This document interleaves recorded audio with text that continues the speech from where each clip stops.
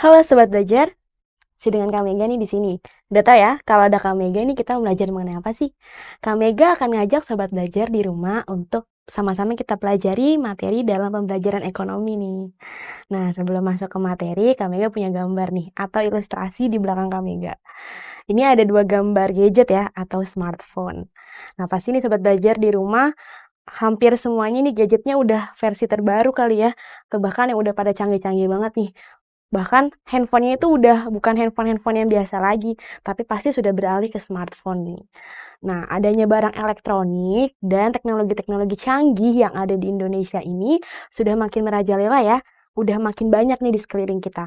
Jadi Sobat Belajar udah nggak heran kalau misalkan menemukan teknologi-teknologi canggih ataupun bahkan semacam robot gitu ya untuk bisa membantu pekerjaan manusia.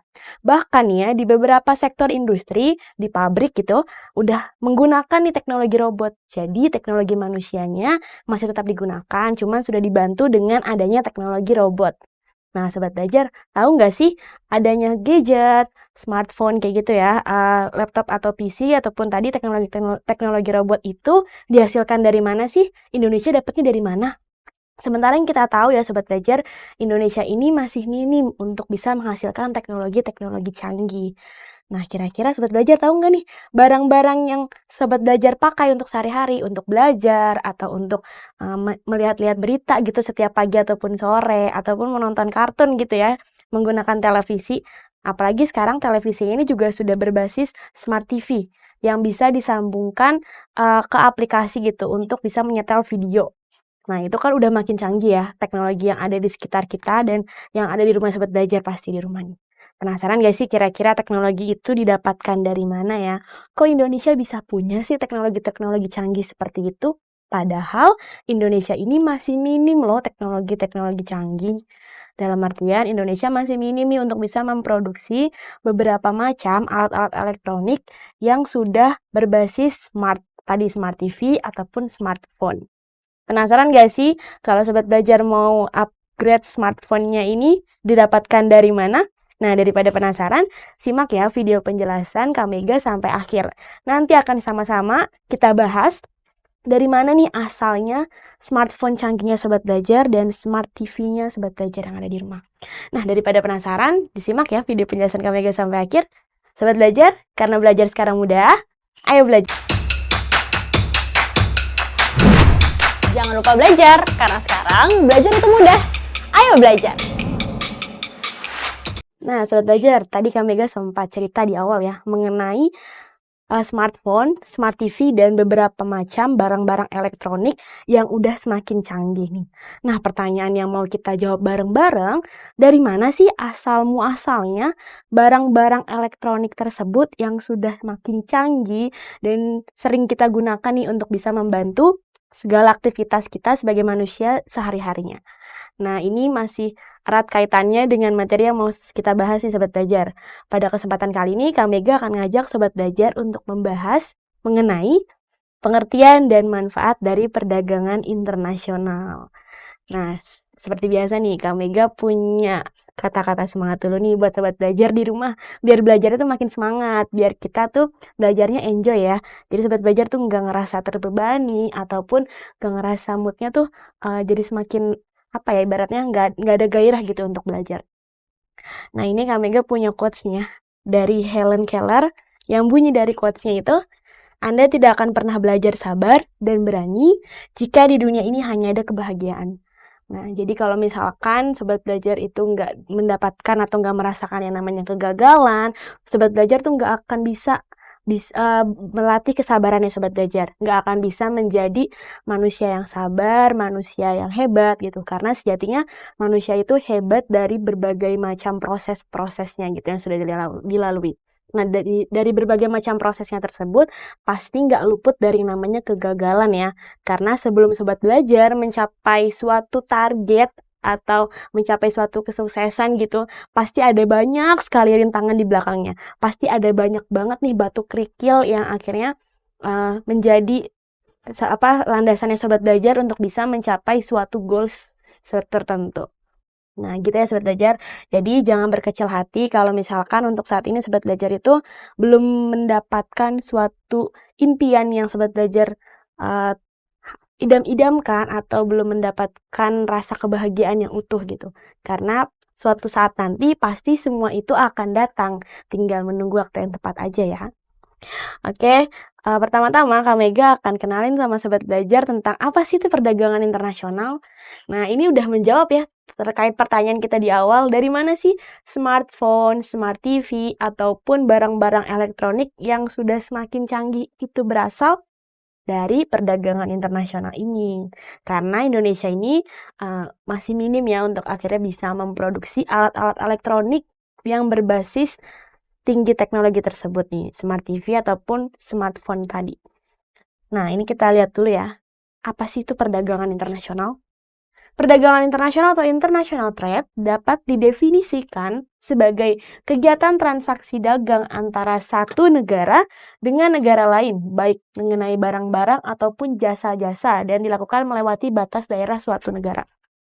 Jadi pada intinya perdagangan internasional ini bisa berlangsung apabila ada dua negara atau lebih yang menjadi subjeknya ya, yang melakukan perdagangannya.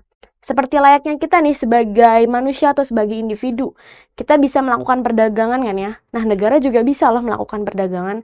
Kita bisa melaksanakan atau melakukan yang namanya transaksi jual beli nih. Misalkan Sobat Belajar pergi ke pasar, pengen beli cabai atau pengen beli sayur-sayuran. Nah, itu udah ada transaksi yang namanya jual beli ya.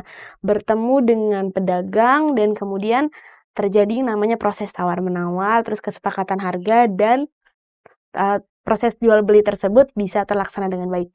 Nah, nggak hanya kita nih sebagai manusia atau sebagai individu aja, tapi negara juga bisa melakukan perdagangan dari negara satu dengan negara lainnya melalui, ini ya, kita garis bawah ini ya Sobat Belajar. Di sini ada kata kuncinya melewati, iya, melewati batas daerah suatu negara. Karena setiap negara itu pasti punya batas-batasnya. Batas di darat, batas di laut, maupun batas di udara gitu. Nah, batas-batas negara itu akhirnya bisa dilalui oleh transportasi-transportasi yang dimiliki oleh negara satu dengan negara lainnya dengan tujuan yaitu namanya perdagangan. Kata kuncinya di sini juga ada nih transaksi dagang ya. Kemudian antara satu negara dengan negara lain. Nah, kalau misalkan perdagangannya itu cuma dilakukan di dalam negeri, itu perdagangan internasional nggak ya, Kak? Kalau dilakukan di dalam negeri, belum dikatakan perdagangan internasional ya, Sobat Belajar. Karena akhirnya belum, dia itu tidak, bukan apa ya, ibaratnya subjeknya itu bukan lagi negara dengan negara, tapi masuknya ke individu dengan individu. Nah, itu perdagangan biasa atau bukan perdagangan internasional. Nah, ini ya pengertian perdagangan internasional nih. Kak Mega yakin pasti Sobat Belajar sudah terbayang dong nih dengan apa sih itu perdagangan internasional dan kira-kira apa aja sih barang-barang yang dihasilkan atau hasil dari perdagangan internasional ini. Udah terbang ya pasti Sobat Belajar ya. Nah, selanjutnya di sini Kak Mega juga punya teori nih. Jadi dalam perdagangan internasional ini ada beberapa teori yang mendukung dari para ahli. Langsung aja kita simak ya, apa aja sih teori perdagangan internasional? Ternyata teori perdagangan internasional itu ada banyak, ada 4. Yang pertama ada merkantilisme, yang kedua keunggulan mutlak, yang ketiga keunggulan komparatif, dan yang terakhir permintaan timbal balik. Kita lihat satu-satu ya, apa aja sih teori-teori ini? Nah, pada teori merkantilisme ini, kita lihat ya, siapa sih yang mengemukakan teori merkantilisme ini? Ini ada fotonya nih, di sebelah kirinya Kak Mega, dan orang tersebut bernama Jean Baptiste Colbert. Jean Baptiste Colbert itu merupakan seorang ahli yang akhirnya mengemukakan teori perdagangan internasional yang bernama teori merkantilisme. Kita lihat nih bunyi dari teori atau politik merkantilisme ini apa sih? Titik berat politik merkantilisme ditujukan untuk memperbesar ekspor di atas impor, serta kelebihan ekspor dapat dibayar dengan logam mulia. Kata kuncinya adalah memperbesar ekspor di atas impor. Jadi, menurut Jean Baptiste Colbert dan para ahli ekonomi pada masa merkantilisme ini, atau pada masa politik merkantilisme ini berlangsung, para ahli ekonomi itu berpendapat bahwa nilai impor itu harus lebih besar di atas nilai ekspor. Sobat Belajar udah nggak asing ya sama istilah ekspor dan impor itu apa, karena Kamega percaya nih Sobat Belajar sudah mempelajarinya di masa SMP dulu nih, di bangku SMP dulu. Nah, jadi pada politik merkantilisme ini, Jean Baptiste Colbert dan para ahli-ahli ekonomi yang lainnya menitikberatkan bahwa kegiatan ekonomi atau perdagangan internasional yang terjadi pada masa itu nilai impornya harus lebih besar daripada nilai ekspor. Serta di sini kelebihan ekspornya dapat dibayar dengan logam mulia nih, kita garis bawahi. Dibayar dengan logam mulia. Jadi nggak hanya pembayarannya menggunakan uang tunai aja ya, tapi bisa menggunakan logam mulia.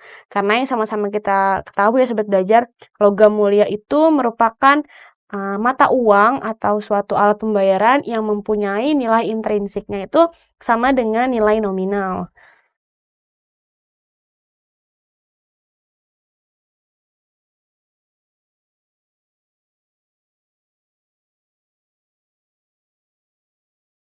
Kemudian, ternyata ada lagi nih pada politik merkantilisme yang dibahas. Tidak hanya memperbesar ekspor di atas impor, tetapi kebijakan merkantilis ini adalah kebijakan dalam usaha untuk memonopoli perdagangan agar memperoleh daerah-daerah jajahan guna memasarkan hasil produksi. Jadi, pada masa merkantilis ini atau terjadinya politik merkantilis ini, pada masa itu tuh ya ahli-ahli ekonomi itu pada membuat perdagangannya itu menjadi perdagangan yang monopoli, bersifatnya monopoli nih ya.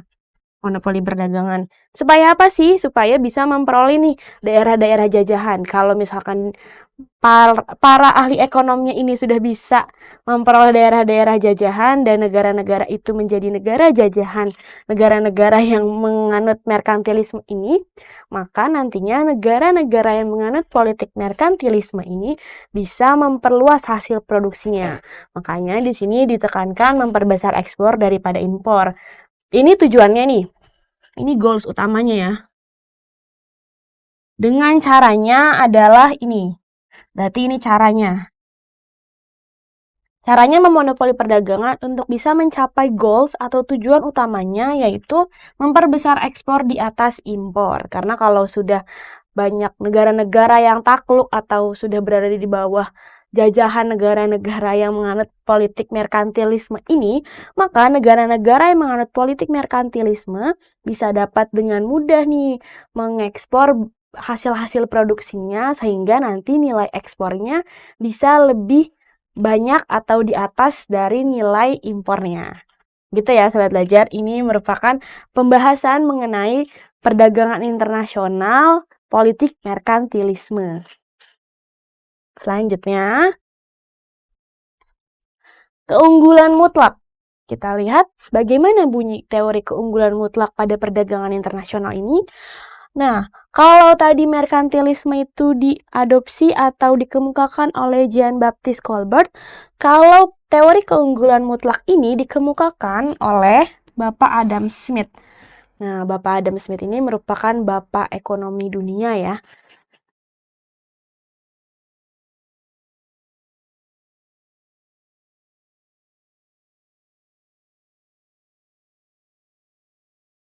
Karena banyak banget nih Sobat Belajar teori-teori dari Bapak Adam Smith ini yang masih dipakai hingga sekarang oleh para ahli-ahli ekonomi nih di Indonesia maupun di luar negeri. Intinya negara-negara di seluruh dunia masih menggunakan atau mempercayai sepenuhnya gitu ya teori-teori yang dikemukakan oleh Pak Adam Smith ini. Makanya kenapa Pak Adam Smith disebut Bapak Ekonomi Dunia.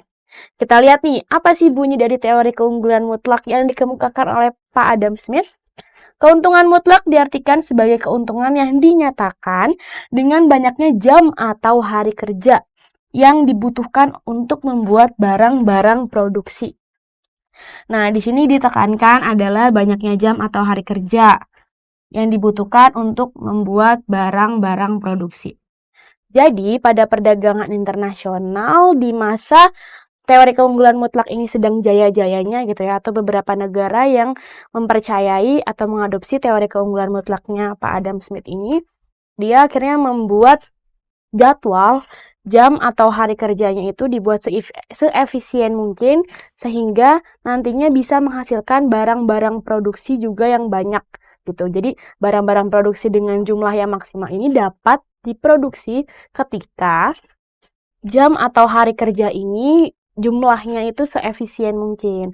Nah, mungkin nih sekarang nih ya Sobat Belajar, di Indonesia jam atau hari kerja yang efektif itu dipakai oleh beberapa perusahaan adalah dari hari Senin sampai hari Jumat. Untuk jamnya mungkin banyak ya, banyak macamnya gitu.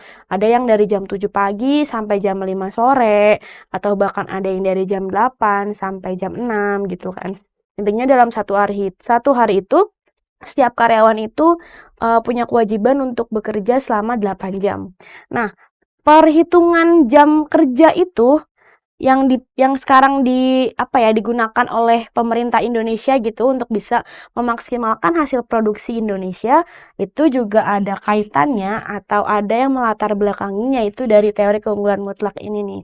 Jadi akhirnya pemerintah Indonesia ini menghitung kira-kira berapa sih jam kerja yang maksimal atau yang efisien sehingga nantinya hasil-hasil produksi yang dihasilkan oleh beberapa industri itu pun jumlahnya maksimal gitu ya. Nah, teori ini mengemukakan adanya pembagian kerja internasional dan efisiensi produksi.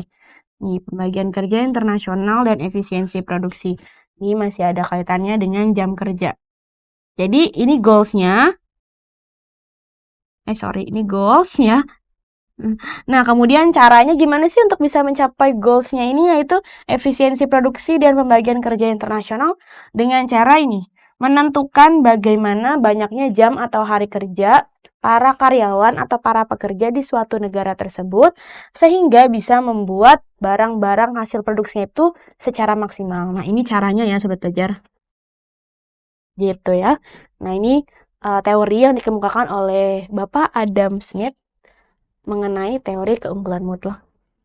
Selanjutnya, kita lihat teori keunggulan komparatif.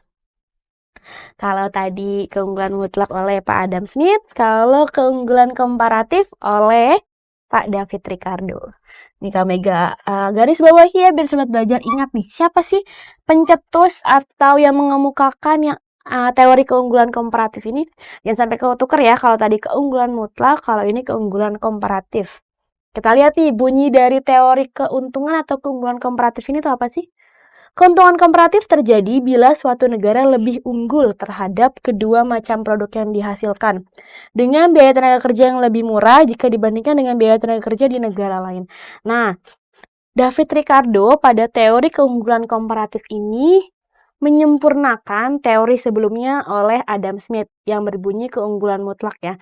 Makanya teori keunggulan komparatif ini penyempurnaan dari teori keunggulan mutlak. Kalau tadi Adam Smith pada teori keunggulan mutlak ini dia menekankan banyaknya jam atau hari kerja agar bisa menghasilkan jumlah hasil produksi dengan maksimal atau seefisien mungkin. Nah, pada teori keunggulan komparatif juga masih ada nih sangkut pautnya dengan jam kerja tadi. Di sini dia menekankan biaya tenaga kerja gitu. Jadi bagaimana bisa menghasilkan produk nih, macam produk. Jadi dia negara bisa lebih unggul terhadap kedua macam produk. Nah, ini goals-nya nih ya, Sobat Belajar. Ini goals-nya atau suatu keinginan yang ingin dicapai. Negara tersebut bisa menghasilkan nih dua produk yang unggul gitu. Nah, bagaimana caranya bisa memproduksi dua produk yang unggul dan dengan biaya tenaga kerja. Nah, ini caranya nih, dengan biaya tenaga kerja ya. Ini caranya, ini goals-nya. Dengan cara biaya tenaga kerja yang lebih murah jika dibandingkan dengan biaya tenaga kerja di negara lain. Mengapa? Karena biaya tenaga kerja ini merupakan cost atau biaya yang harus dikeluarkan oleh perusahaan. Kita anggap biaya tenaga kerja ini sebagai pengeluaran ya.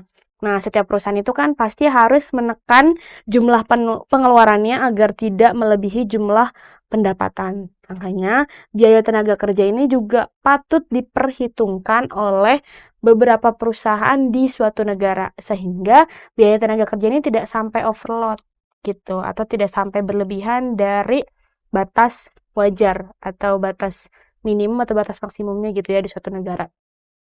Ini goals-nya dan ini caranya. Udah tahu ya gimana bunyi atau penjabaran dari teori keunggulan komparatif. Ini penyempurnaan dari teori keunggulan mutlaknya Pak Adam Smith ya. Selanjutnya kita lihat nih teori terakhir, yaitu teori permintaan timbal balik. Nah, ini dikemukakan oleh John Stuart Mill. Atau biasanya kalau di soal UTBK atau soal-soal latihan gitu ya, dia sering disingkat sebagai JS Mill. John Stuart Mill yang mengemukakan teori permintaan timbal balik. Kita garis bawahi di sini permintaan. Nah, maksud teori timbal balik adalah menyeimbangkan antara permintaan dengan penawarannya. Menyeimbangkan permintaan dan penawaran. Berarti di sini adalah permintaan harus balance atau harus seimbang dengan penawaran ya, sobat belajar. Karena baik permintaan dan penawaran itu menentukan besarnya barang yang diekspor dan barang yang diimpor. Nah, jadi besarnya jumlah hasil produksi atau output itu, terhadap hasil produksi gitu ya, terhadap produksi, yaitu outputnya kan berupa barang atau jasa yang akhirnya diekspor ke negara luar ataupun yang diimpor ke negara kita sendiri, itu ditentukan oleh bagaimana banyaknya permintaan dan penawarannya. Kalau misalkan permintaan dan penawarannya ini bisa seimbang, maka output yang dihasilkannya itu juga akan maksimal gitu. Makanya pada teori permintaan timbal balik ini menekankan bagaimana akhirnya permintaan ini bisa balance atau seimbang dengan penawaran, menyeimbangkan. Jangan sampai permintaannya ini melebihi dari penawaran. Nah, yang terjadi kalau permintaan melebihi penawaran apa tuh kira-kira sobat belajar? Ketika permintaan melebihi penawaran, jomplang ya, maka yang akan terjadi nanti kelangkaan terhadap suatu barang atau komoditas tertentu. Karena banyak banget nih antusias masyarakat untuk meminta gitu atau membutuhkan suatu barang tersebut, tapi barang yang dihasilkan atau barang yang ditawarkan oleh produsen tersebut ini kurang dari antusiasmenya masyarakat, maka nanti akan terjadi namanya kelangkaan. Ini pernah terjadi di Indonesia ya pada kelangkaan sumber bahan bakar atau BBM gitu. BBM yang ada di beberapa wilayah-wilayah di Indonesia. Oke nih ya, kita udah menelisik atau melihat-lihat apa aja sih teori dalam perdagangan internasional. Selanjutnya, kami akan ngajak sobat belajar untuk mengetahui apa aja sih kegiatan perdagangan internasional. Ada 5 ternyata kegiatan penting dalam perdagangan internasional. Yang pertama, tukar-menukar barang-barang dan jasa. Nah, ini simpelnya tukar-menukar barang dan jasa ini sering kita perhatikan atau sering kita rasakan gitu ketika kita melakukan namanya perdagangan ya.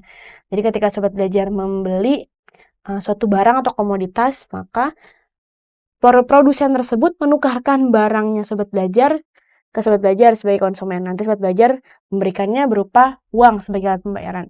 Gitu. Jadi tukar-menukar barang atau jasa. Kemudian yang 2, pergerakan sumber daya melalui batas negara. Tadi pengertian perdagangan internasional ini dia menitikberatkan yaitu perdagangan yang dilakukan oleh 2 negara melewati batas negara. Batas suatu negara gitu ya. Nah, ketika akhirnya terjadi perdagangan, maka pergerakan sumber dayanya nih juga akan bergerak secara lebih cepat ya, melalui satu negara dengan negara lainnya, dan kalau ada pergerakan gitu berarti melalui batas-batas suatu negara itu sendiri. Misalkan perdagangan internasional dilalui menggunakan jalur laut, maka nanti perdagangannya itu atau pergerakan sumber dayanya itu melalui batas negara berupa batas laut. Selanjutnya yang ketiga, pertukaran dan perluasan penggunaan teknologi. Nah, ini erat kaitannya sama tadi ya, update smartphone canggih atau update smart TV canggih yang sobat belajar punya. Nomor 4, memengaruhi perkembangan ekspor dan impor. Perdagangan internasional erat kaitannya dengan ekspor dan impor. Dan yang kelima, kerjasama ekonomi antar negara di dunia. Nah, kerjasama ekonomi internasional ini juga masuk ke dalam kategori atau jenis kegiatan perdagangan internasional juga nih. Karena tidak mungkin gitu ya suatu negara melakukan perdagangan dengan negara lainnya kalau 2 negara tersebut tidak menjalin yang namanya kerjasama ekonomi internasional. Oke, selanjutnya, Kak Mega akan menjelaskan mengenai apa aja sih sobat belajar manfaat nih dari adanya perdagangan internasional. Memperoleh sejumlah barang yang dibutuhkan, mendapatkan harga yang lebih murah. melaksanakan kegiatan ekspor dan impor, dan akhirnya bisa menambah nih namanya devisa negara. Melakukan alih teknologi dari negara lain, mempercepat pertumbuhan dan pembangunan ekonomi, meningkatkan pendapatan nasional. Nah, karena Sobat Belajar kalau kita melakukan kegiatan ekspor dan impor, kita juga akan menambah gitu ya kas negara atau pendapatan nasional berupa devisa. Devisa itu kan bisa didapatkan dari adanya tenaga kerja Indonesia yang pergi ke luar negeri atau TKI, atau bisa dari kegiatan ekspor dan impor ini nih. Kenapa ekspor dan impor bisa menambah devisa negara, Kak Mega? Karena ketika kita mengekspor barang kita ke luar negeri, itu kan nantinya akan dikenakan yang namanya bea masuk atau bea keluar ya. Sejumlah biaya yang akhirnya harus dibayarkan oleh beberapa produsen di negara lain gitu. Nah, nanti bea masuk atau bea keluar itu masuk menjadi devisa atau cadangan kas negara atau pendapatan nasionalnya suatu negara tersebut. Mendapatkan harga yang lebih murah juga bisa nih ketika akhirnya kita memutuskan untuk mengimpor suatu barang, maka kita bisa menekan biaya produksi suatu barang tersebut. Jadinya nantinya harga barang tersebut jadi lebih murah ya, karena biaya produksinya itu bisa lebih ditekan. Oke, selanjutnya Kak Mega mau ngajak kuis nih Sobat Belajar. Kak Mega punya 2 soal. Soal yang pertama, di sini kali ya Kak Mega biar kelihatan nih Sobat Belajar. Teori perdagangan internasional yang mengemukakan tentang banyaknya jam atau hari kerja yang dibutuhkan untuk membuat barang-barang produksi merupakan teori yang dikemukakan oleh A. Kaum merkantilisme, B. Adam Smith, C. David Ricardo, dan yang D. J.S. Mill. Nah, ini kata kuncinya adalah jam atau hari kerja. Kita lihat ya jawabannya. Adam Smith. Jam atau hari kerja ini merupakan teori keunggulan mutlak dari Adam Smith ya. Selanjutnya, untuk soal nomor 2. Penggunaan gadget oleh hampir seluruh negara di dunia ini merupakan salah satu manfaat dari adanya perdagangan internasional. Manfaat yang dimaksud adalah apa nih kira-kira? A, B, C, atau D? Kita lihat jawabannya.